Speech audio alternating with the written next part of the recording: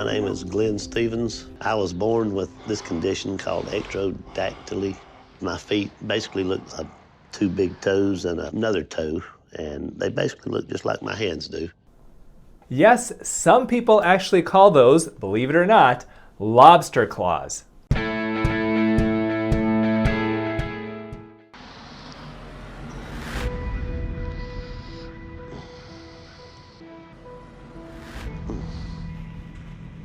So this gentleman has a condition, as he mentioned, called ectrodactyly.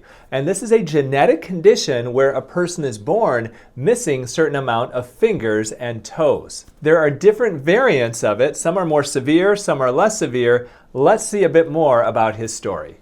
Sometimes it feels like that bone is broke. I wish there was something that could be done that would alleviate that pain to where I could continue to work, because I ain't ready to quit. Another name for ectrodactyly is split hand or foot malformation. And like I mentioned before, typically people who have this are missing certain bones, both of their hands and potentially of their feet. Other bones of their hands and feet can actually be fused together or can be webbed together so that they look essentially like one finger or one large toe. Now this is different than syndactyly, which is essentially webbing together of fingers. In syndactyly, you're not missing the fingers, they're just basically fused together. You know, ectrodactyly is a very rare condition where you're missing some bones in the feet and hands to where you kind of develop and grow into these claw-like structures. It occurs in about 1 in 90,000 births, and this is genetically transmitted. Now there is a typical cleft hand and an atypical cleft hand. In a typical cleft hand, typically the people who are affected are just missing the middle finger. And this is more commonly genetically passed down from family member to family member. An atypical cleft hand is typically missing more than one fingers, and that's more of what this gentleman has, where it looks almost like a quote-unquote lobster claw. The atypical cleft hand is considered more of a spontaneous genetic variant where it's not necessarily passed from grandfather to father to son. Instead, it's considered more the result of a random genetic change.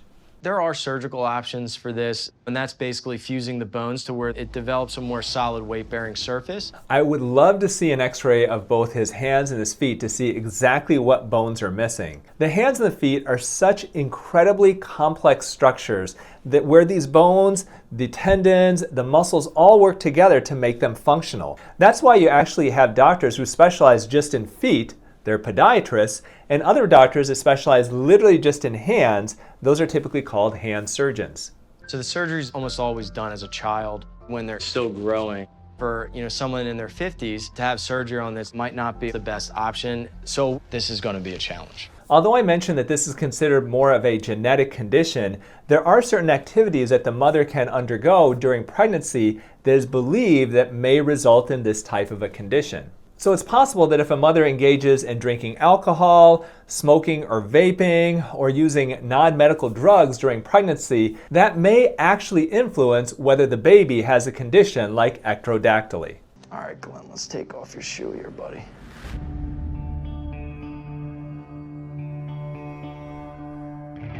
Okay, his foot is quite an interesting sight, but even more interestingly to me is that those are the exact same Skechers shoes I wear in the operating room 3 times a week. He's got good fashion sense. Let me just feel him here. You're actually really flexible. You can move your toes, yeah? Okay, is there any pain when you do that? No. No? Man, I would love to see an x-ray because you may look at his foot and think that there are basically just 2 bones coming out from the sides, but most likely there are many others. They're just, once again, the soft tissue around it is just fused together to make it look like it's basically just 2 bones on each side. So when you look at this situation, he's having pain when he walks, but he has good movement of his feet. So the question is surgery then going to truly be his best option? With every operation, there is a recovery time, and in that recovery time, the person cannot basically walk on their feet. That can increase the risk of problems such as deconditioning and even blood clots. So to bring a patient like this to surgery at his age and with the fact that he is still mobile and functional, that's a big, big question that the surgeon will need to really, really think about seriously. So here you have got 3 metatarsals, and here you only have 2, which is creating that gap. The metatarsals are the names for certain bones that form a good portion of your foot. You also have the metacarpals that are the same thing basically for your hands.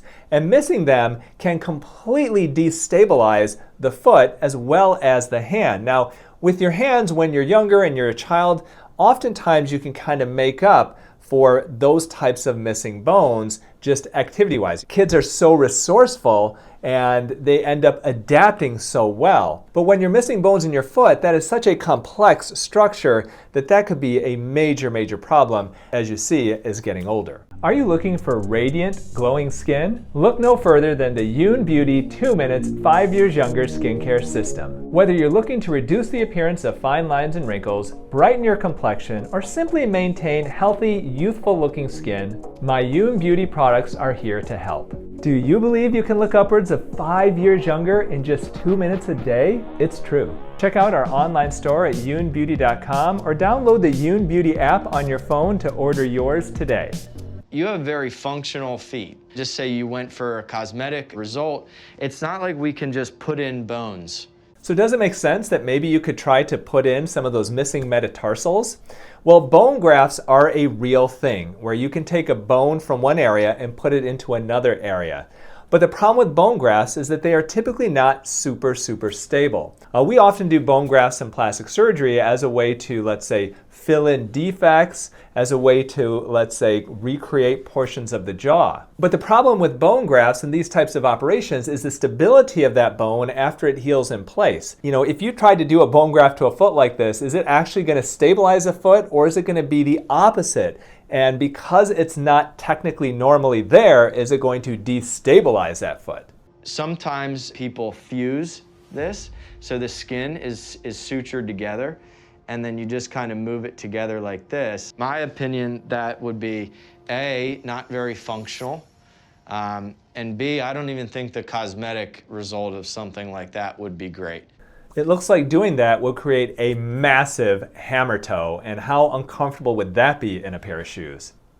I personally think if I can send out a proper mold of your feet, we could get you something that's customized and then get you out of this pain so every step you take isn't a bother today. The sign of a good surgeon is somebody who looks at ways to improve a patient's life without having surgery. You know, that's something I do all the time with my patients. Surgery should always be your last resort, because if you operate, you can develop complications.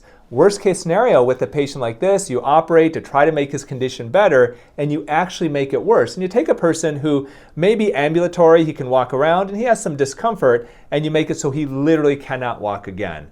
So if you're ever considering surgery, whether it's cosmetic surgery or some other type of an operation, make sure it is definitely necessary, because there are risks with every operation. And sometimes surgeons may push you into doing an operation that may not necessarily be your best option.